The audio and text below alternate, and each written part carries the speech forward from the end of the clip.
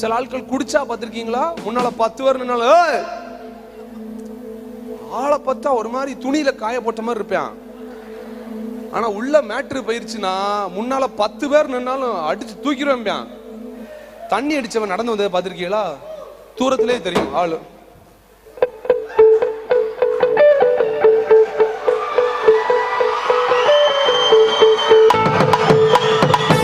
சில ஆட்களை பத்தில போதை உள்ள போனா பாட்டுலாம் வரும். இப்ப ஆவிக்குரிய போதை உள்ள பேர் இந்த யாராவது ட்ரோல் வீடியோ பண்ணீங்கன்னா இதையும் சேர்த்து போடுங்க. ஆவிக்குரிய போதை உடையவர்கள் நாங்கள்லாம்.